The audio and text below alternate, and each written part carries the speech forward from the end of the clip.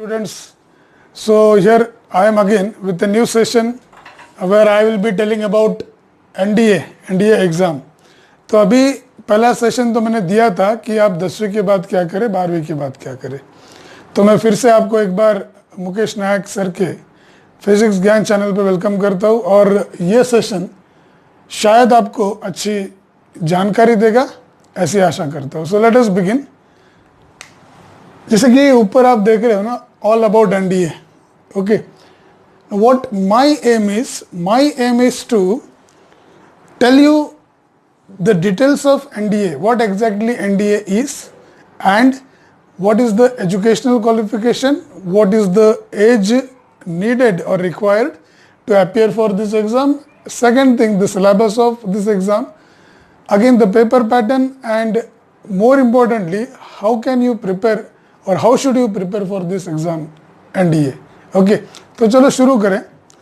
जैसे मैंने मेरे पहले वीडियो में जो कि करियर गाइडेंस पे था, उसमें आपको कहा कि अगर आप चाहो, this is for boys, sorry unfortunately at government of India has not decided that NDA should be for girls or not, but maybe in near future it will be open for girls also. But right now it is only for boys. So I am sorry for that, but still the girls can pass on the message to their brothers and friends and relatives. Okay, all about NDA. Now what exactly NDA is, that basic information you all know. Okay, now NDA is a national level entrance test. National level entrance exam, and this exam is conducted by UPSC.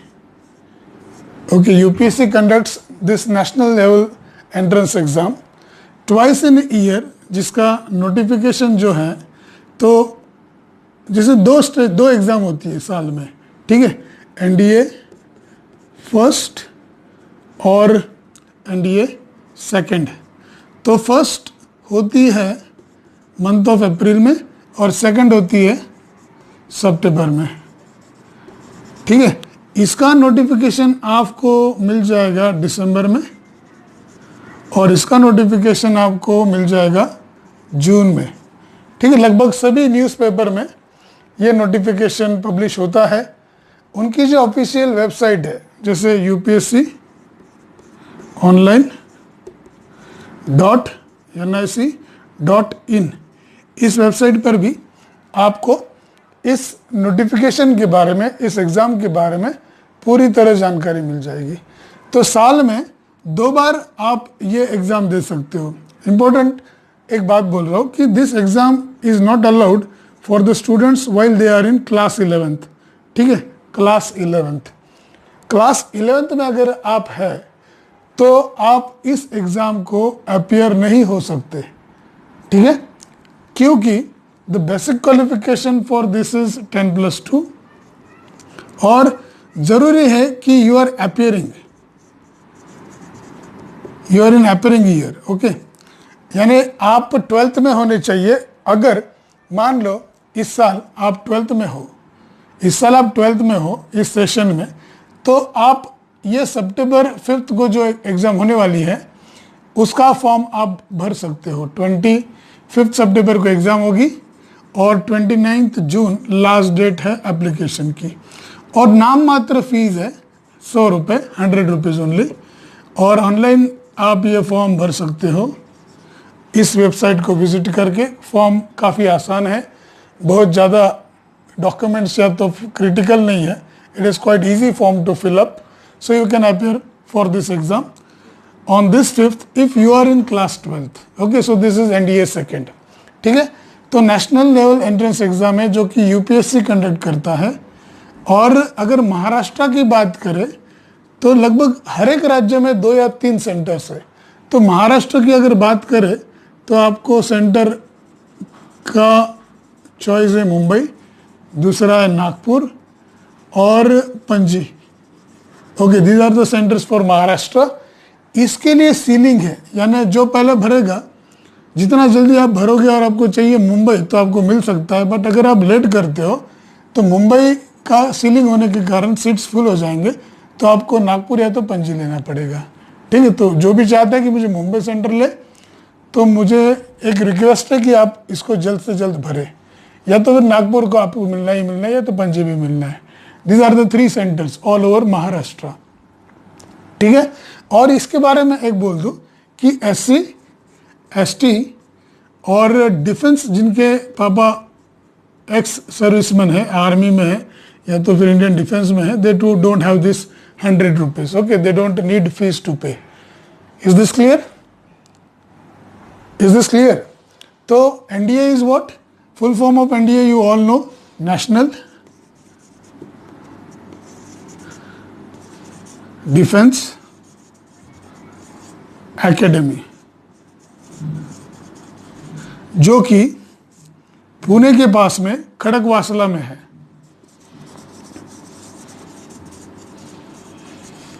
Poona के पास में, महाराष्ट्र में खड़गवासला के पास में ये institute स्थित है, जहां पे आप अगर क्वालिफाई करते हो तो आप जाके ट्रेनिंग बाकायदा लेते हो। और ये दुनिया की ऐसी इंस्टीट्यूट है जो कि इंडियन आर्मी, इंडियन नेवी और इंडियन एयरफोर्स, इन तीनों सेनाओं में या तीनों फोर्सेस में जो ऑफिसर होते हैं ना, तो उनकी ट्रेनिंग यहाँ पे होती है। And the gateway is NDA, qualifying NDA exam. चलो अभी बात आ जाती है कि एजुकेशनल क्वालिफिकेशन क्या है। अभी एजुकेशनल क्वालिफिकेशन की अगर बात करें तो एजुकेशन क्वालिफिकेशन है 10+2।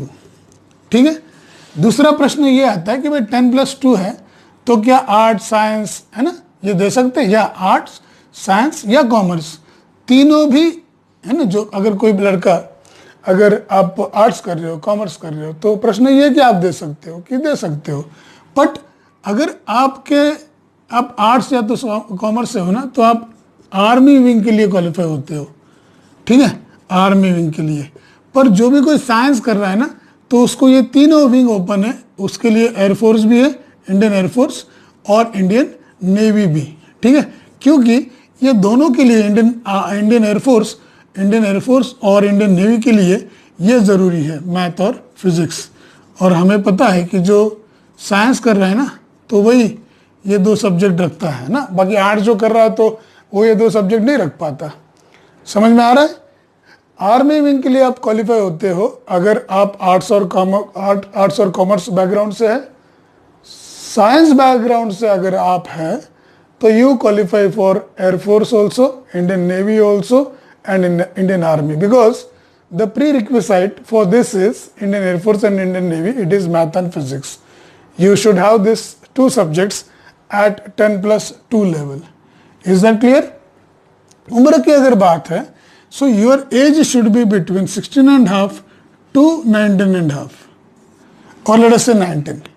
This is the age criteria. हर साल जब भी नोटिफिकेशन आएगा तो नोटिफिकेशन में डेट्स दिए होते हैं कि born between and born not later than. So आपने देखना है कि आपकी उम्र उसमें आती है क्या। अगर आती है तो सीधा वेबसाइट जाओ।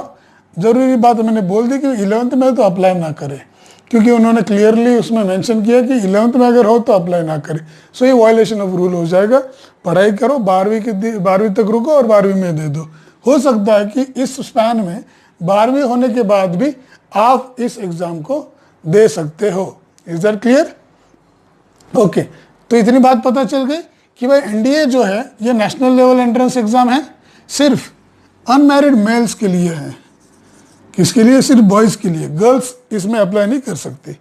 फुल फॉर्म है नेशनल डिफेंस एकेडमी, जो कि खड़गवासला पूना महाराष्ट्र में है। While in 12th you can appear for this exam. Notification कब आएगा? एग्जाम होगी साल में 2 बार।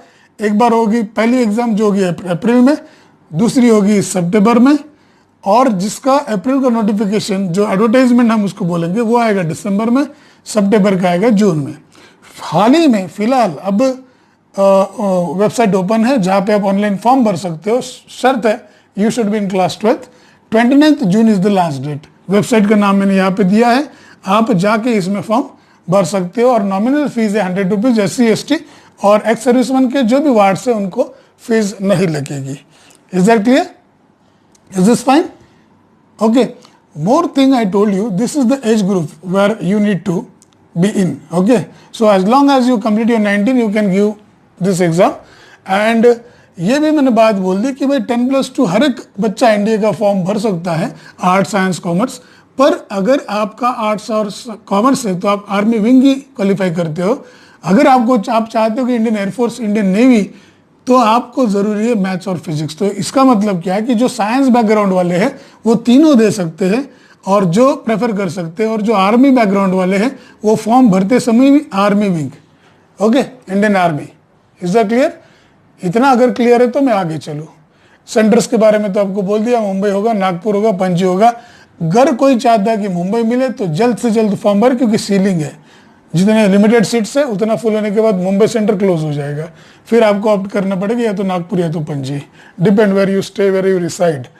Should we move ahead? Okay, 1 minute, I will just wipe out this.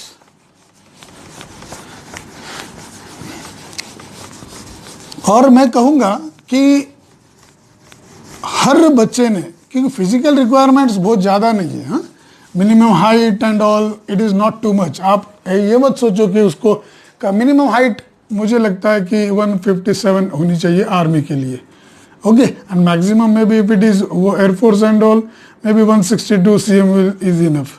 तो ये कोई ज़्यादा हाइट तो है नहीं। 157 is the minimum height which you need to qualify, and BMI should be according to your height, weight and all. So this part is not that important. Any normal student, one who possesses normal physics and externally, internally, who is fine, I don't think he need to worry about this medical exam and all. Okay, though it is somewhat strict, but this is the basic qualification. Any normal person, any normal student can appear for this. Okay, चलो अब important बात आती है बच्चों कि अगर ये करना है तो कैसे करें, है ना, शुरुआत कहाँ से करें।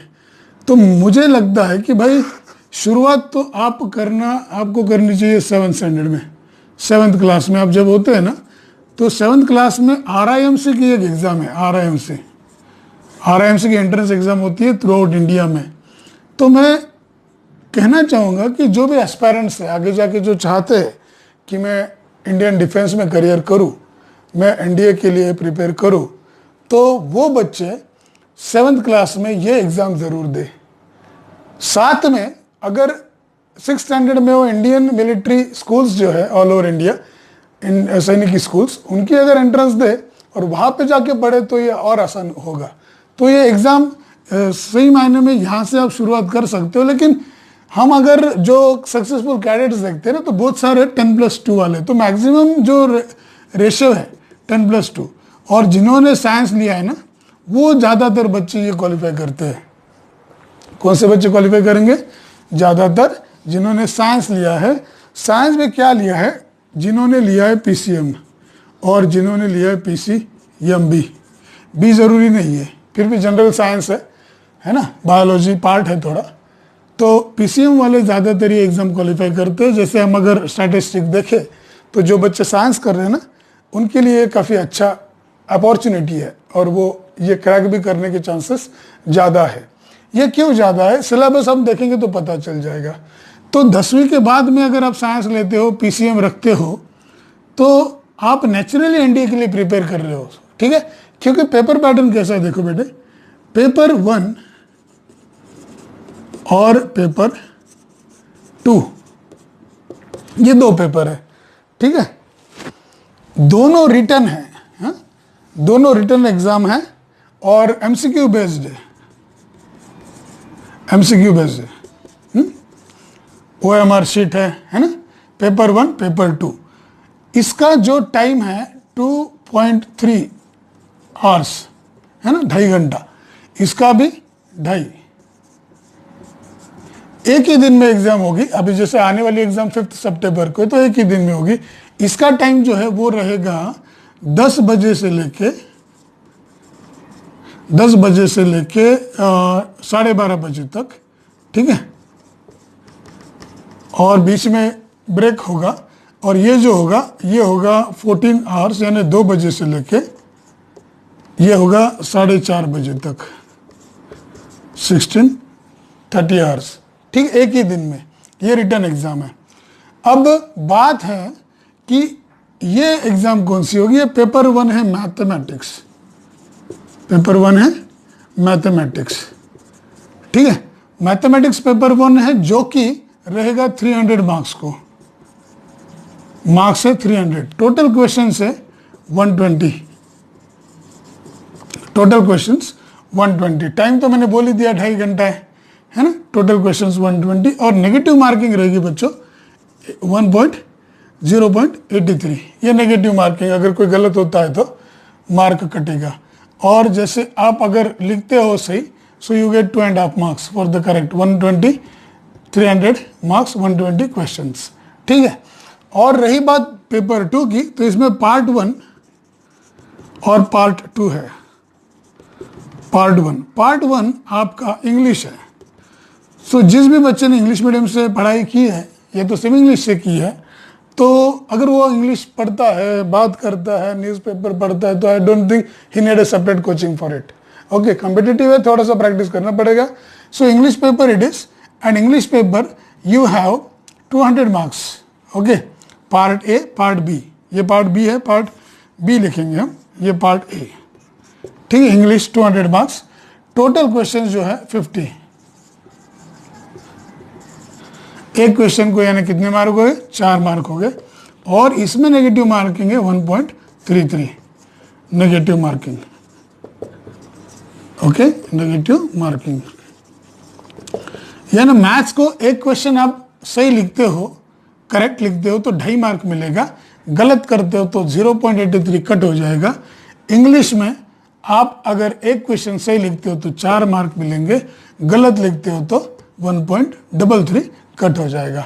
टोटल क्वेश्चन से 50, ठीक है। चले आगे, आगे चलते हुए पार्ट बी देखेंगे। नो पार्ट बी, ये दोनों पेपर को ना एक जनरल एबिलिटी कहा जाता है। क्या बोला जाता है? General ability, general ability. तो पार्ट बी जो है वो मिक्सचर है ना। हो सकता है साइंस से शुरू हो जाए, तो इसमें फिजिक्स है, केमिस्ट्री है और बायो है, ठीक है। ये सभी मिला के 200 मार्क, ठीक है। यानी बात वहीं पे आ गई, 50 questions, each question carries 4 marks, गलत होता है इतना नेगेटिव, सेम, ठीक है। आगे चले, दूसरा पार्ट जो है, इसमें दूसरा नहीं बोलेंगे, तो एक ही साथ चल रहा है। दूसरा पार्ट है खास करके जनरल नॉलेज, और या तो हम उसको बोलेंगे एसएसटी, ठीक है, एसएसटी, जिसमें आपको रहेगा हिस्ट्री, सिविक्स, पॉलिटी जिसको बोलेंगे, और साथ में जियोग्राफी जिसको वेटेज हिस्ट्री से भी ज़्यादा होगा, और इकोनॉमिक्स, और काफ़ी इंपॉर्टेंट इसके साथ में है करंट अफेयर्स, करंट उस साल का करंट अफेयर्स, है ना। फिर बात वही होगी, 50 क्वेश्चन 50 क्वेश्चन 50 क्वेश्चन यहाँ पे, फिर से 200 मार्क्स, इसको भी 200 मार्क्स इंग्लिश में जैसे थे, साइंस को 200, इसको 200 marks, 50 questions 4 marks each, negative marking 1.33, ठीक है। तो कुल मिला के इनके जो प्रश्न है पार्ट 2 पेपर के, वो है क्वेश्चन है 150 और पार्ट के 120, ठीक है। सो 50 marks for English, 50 marks for science, 50 marks for general knowledge, जिसमें हम बोलेंगे एसएसटी है तो पूरा जनरल नॉलेज का पार्ट है ना। यानी टोटल एग्जाम हो गई 900 मार्क की, ठीक है। अब जो कट ऑफ होता है ना, नॉर्मली जो कट ऑफ होता है, यानी 900 में से 25% is compulsory to qualify. Okay, this is the qualification, means passing. Okay, this is the passing, means let us say अगर 300 मैथमेटिक्स है तो 75% मिल गए उसमें, यानी 75 मार्क्स मिल गए, तो आप इसमें पास हो गए। बट मेरिट जो है, कट ऑफ जो है, मुझे लगता है कि मैथ्स में कम से कम 120 प्लस होना चाहिए, क्योंकि टोटल कट ऑफ जो है 900 में से वो रहेगा 340 से लेके 370 के बीच में। ठीक, हो सकता है इससे कम भी हो जाए 900 में से, है ना।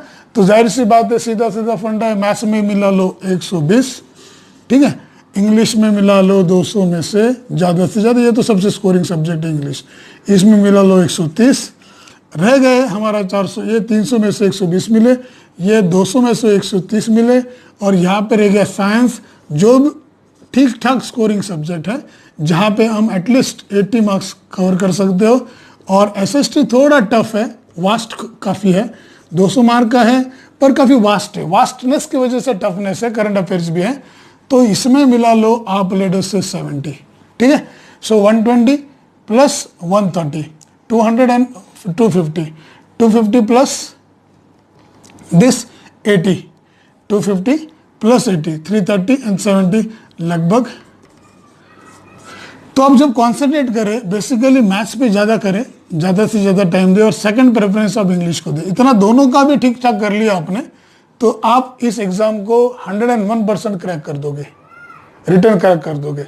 और जहाँ तक साइंस की बात है, तो जनरल साइंस तो उतना डिफिकल्ट नहीं है, बायो पार्ट, केमिस्ट्री पार्ट भी ठीक ठाक है, जिसमें 9 से लेकर 12 तक के सिलेबस से कवर है, फिजिक्स का भी सेम ही है, तो ये है जहाँ पे आप स्कोर बढ़ा सकते हो। लेकिन एसएसटी थोड़ा बहुत टफ हो सकता है वास्टनेस की वजह से, लेकिन आप इंक्लाइन हो, पढ़ते हो, तो ठीक ठाक आप मार्क्स इसमें भी ले सकते हो। तो ये काफ़ी अच्छा स्कोरिंग है, 400 जो है ये गुड स्कोर रहेगा, ठीक है। तो अब बात बनती है सेकंड स्टेज की। देखो बच्चों, कि जैसे अगर ये सितंबर में एग्जाम होती है ना, 3 महीने के अंदर, 90 डेज के अंदर रिजल्ट आ जाएगा, और आप अगर क्वालिफाई होते हो, कट ऑफ क्वालिफाई करते हो, कोशिश करो कि 400 तक जाए, तो एसएसबी में मदद मिलेगी। अगर आप एसएसबी यानी रिटर्न क्वालिफाई होते हो, तो एसएसबी बुलाओगे, आपको ये इंटरव्यू है, पर्सनल इंटरव्यू है, और इस इंटरव्यू में आपको कई तरह के टास्क दिए जाएंगे, इंडोर आउटडोर कई तरह की टेस्ट होगी, जिसमें उनको ये पता लगाना है कि whether you possess officers like quality और नॉट। तो कई माध्यम है जिस द्वारा वो चाहते हैं कि आपसे वो पता लगाएंगे कि भाई आप लीडर बनने के काबिल हो या नहीं।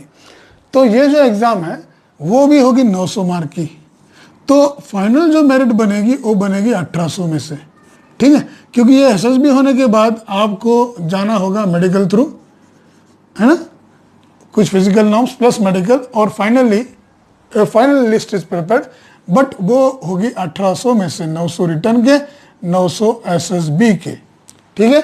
और इस तरह आप अगर रिटर्न क्वालिफाई करते हो फर्स्ट स्टेज, कम से कम 400 मिला सकते हो। मैंने बोला क्या करना चाहिए, मैथ्स में लगभग 120, इंग्लिश हो सके तो 130 स्कोरिंग है, साइंस भी ठीक ठाक है 80, 200 में से बोल रहा हूँ मैं, ठीक है ना, ये 50% भी नहीं लिखा है मैंने, जब आपको पता है कि 200 का 50% 100 होना चाहिए, पर मैंने 80 लिख दिया, 70 भी मिलाओगे तो कोई हर्ज नहीं पड़ रहा है, पर कोशिश करो कि ज़्यादा से ज़्यादा मिलाए आप, ठीक है।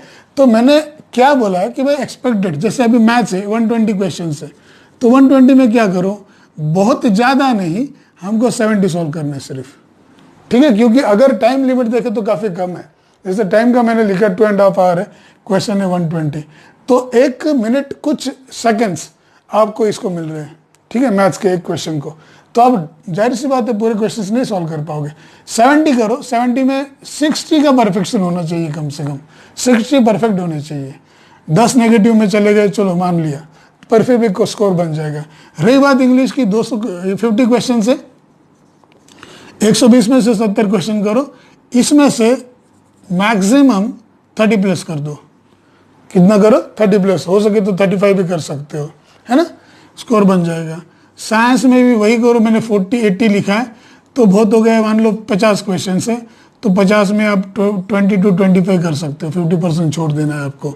सेम आप एसएसटी में कर सकते हो, 20 क्वेश्चन काफ़ी है, 20 भी करते हो तो 20 into 4 80 मार्क्स मिलते हो, 25 करते हो 100 मार्क्स मिलते हो, इंग्लिश का 30 करते हो 30 to 120 मार्क्स मिलते हैं। समझ में आ रहा है?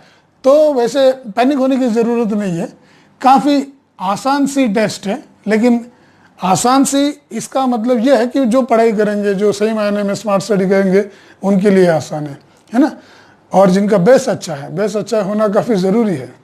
जैसे मैंने कहा कि भाई पहले तो आपको फोकस करना पड़ेगा मैथ्स पे ज़्यादा से ज़्यादा टाइम, सेकंड इंग्लिश पे, साइंस तो ऑलरेडी आप कर रहे हो, एसएसटी आपको अलग से। तो स्मार्ट स्टडी अगर आप करते हो ना प्लान करके, तो मुझे नहीं लगता this is the difficult exam, ठीक है। तो बच्चों मैं चाहूँगा कि ज़्यादा से ज़्यादा बच्चे आफ्टर 10th जो भी एडमिशन ले रहे हैं ना, वो एनडीए का प्रिपरेशन ज़रूर करें। इसका कारण ये है, अभी बेसिक तो चीज़ें मैंने बता दी है, डिस्क्रिप्शन में या तो वीडियो पे मेरा नंबर रहेगा, आप कांटेक्ट कर सकते हो मुझे ज़्यादा डिटेल्स के लिए। अब मेरी कोशिश ये है कि अगर आप इसको प्रिपेयर करते हो ना, so this is the beginning of your career where you prepare for competitive exam. NDA का प्रिपरेशन कर लेना यानी आप एक भी सब्जेक्ट नहीं छोड़ रहे हो, सब सब्जेक्ट है, मैथ्स है, फिजिक्स है, केमिस्ट्री है, बायो रखो को मत रखो, इंग्लिश है, एसएसटी है, करंट अफेयर्स है, यानी सब है। यानी इसका मतलब यह है कि आप एनडीए के साथ में कई एग्जाम्स दे सकते हो, क्योंकि सभी एग्जाम्स का जो सिलेबस है लगभग एनडीए के बराबर ही है। एनडीए जितना डिफिकल्ट नहीं है उतना उससे कम है। जैसे इस साल जो भी बच्चे एनडीए की एग्ज़ाम देंगे तो वो हो सकता है कि इंडियन नेवी की एसएसआर है, आर्टिफाइजर अप्रेंटिस है, या तो फिर इंडियन एयरफोर्स की XY है ना, इंडियन नेवी की एसएसआर आर्टिफाइजर अप्रेंटिस है, इंडियन आर्मी की है, या तो फिर पैरामिलिट्री फोर्सेस के हैं। ये सब एग्जाम्स दे सकते हैं और वो शायद उनको काफ़ी आसानी से वो क्लियर भी कर ले, क्योंकि एनडीए तो सबसे ऊपर है और एनडीए के लिए हम तैयारी कर रहे हैं, तो नीचे वाले एग्जाम जो है सबऑर्डिनेट, वो तो हम डेफिनेटली क्रैक कर ही लेंगे। तो बच्चों ये सीधा सा छोटा सा एक्सप्लेनेशन था। नेशनल लेवल एंट्रेंस एग्जाम है, यूपीएससी कंडक्ट करता है, साल में 2 बार कंडक्ट होगी, पहले होगी अप्रैल में, दूसरी होगी सितंबर में। अप्रैल का नोटिफिकेशन आ जाएगा दिसंबर में, सितंबर के लिए आएगा जून में। जहां तक क्वालिफिकेशन की बात है तो 10+2 while you are in class 12 you can appear for. Stream की बात है तो आर्ट्स साइंस कॉमर्स तीनों भी, लेकिन आर्ट्स और कॉमर्स वाले सिर्फ इंडियन आर्मी विंग या इंडियन आर्मी विंग और जो साइंस है वो तीनों विंग को अप्लाई कर सकते हो। सेंटर की बात है तो मैंने बोला कि मुंबई सेंटर लेना है तो फॉर्म जल्दी भरो, सीलिंग है, जगह फुल हो जाती है। अगर नहीं मिलता है मुंबई तो नागपुर और पणजी दूसरे 2 ऑप्शन है। एग्जाम के लिए टाइम की बात अगर करें तो एक ही दिन में दोनों पेपर होंगे, MCQ बेस होगा, OMR शीट होगी, 2.5 घंटे का पहला पेपर 10 से लेकर 12:30 बजे तक सुबह, और शाम को यानी दोपहर में 2 से लेकर 4:30 बजे तक दूसरा पेपर। पहला पेपर है मैथमेटिक्स का जो कि 300 मार्क्स के लिए, क्वेश्चंस होंगे 120 और नेगेटिव मार्किंग रहेगी 0.83। दूसरा पेपर है जनरल एबिलिटी का। टोटल पेपर डिवाइड है 2 पार्ट्स में, part A part B. Part A है इंग्लिश, सिर्फ English, and it will be of 200 marks, 50 questions, एक क्वेश्चन को 4 मार्क, नेगेटिव मार्किंग 1.33। दूसरा सेक्शन होगा जो कि मिक्सअप है, साइंस 200 मार्क जिसमें फिजिक्स को वेटेज ज़्यादा रहेगा, second weightage chemistry, third weightage biology जिसमें ज़्यादातर जनरल साइंस वाली बातें होगी। तो उसमें भी एक क्वेश्चन को 4 मार्क, नेगेटिव गया तो 1.33 फॉर दैट। अगर तीसरा जो पार्ट है उसमें इसकी बात करें तो SST, history, civics, geography, economics और इसके साथ में करंट अफेयर्स, 50 क्वेश्चंस, एक को 4 मार्क और नेगेटिव मार्किंग 1.33। रिटर्न अगर आप क्वालिफाई करते हो तो आपको मिलाने होंगे 340 या तो 360 अबव, कट ऑफ इसके बीच में रहेगा। लेकिन मैं चाहता हूं कि आप 400 मिला जिसमें फोकस मैथ्स पे करें, मैथ्स 120 130 प्लस, इंग्लिश 120 130 प्लस, बाकी जगह पे आप 70 70 80 80 जो लेना है ले लो, ठीक है। रिटर्न क्वालिफाई कर लो। रिटर्न क्वालिफाई के साथ आगे जाके आपको एसएसबी कॉल लेटर आएगा, एसएसबी को जाना पड़ेगा जो काफ़ी टफ होगी, जो रियल एग्जाम होगी, और इसके लिए सही मायने में आपको काफ़ी अच्छा स्टूडेंट बनना पड़ेगा, काफ़ी अच्छे लड़के बनना पड़ेगा, काफ़ी अच्छी हेल्थ रखनी पड़ेगी, आदतें रखनी पड़ेगी, वैल्यूज़ रखनी पड़ेगी, सोच रखनी पड़ेगी। ये सब चीज़ें आपके पास अगर है, एक लीडर की तरह आप अगर लाइफ जीते हो तो मैं समझता हूँ ये भी आप क्रैक कर लोगे, उतनी डिफिकल्ट है नहीं। और ये सब होने के बाद आप खड़कवासला जाओगे, 3 साल ट्रेनिंग करोगे, 4था स्पेशलाइजेशन करोगे और जाके देश की सेवा करोगे अफसर बन के। और मैं समझता हूँ कि इसकी बराबरी भारत में कोई भी नौकरी नहीं कर सकता। So I wish you all the best. I will be giving my number in comment box, so do call me if you have any difficulty, if you want further details. Thank you so much for watching. I thanks Mukesh Nayak sir and his channel Physics Gun. Have a nice day.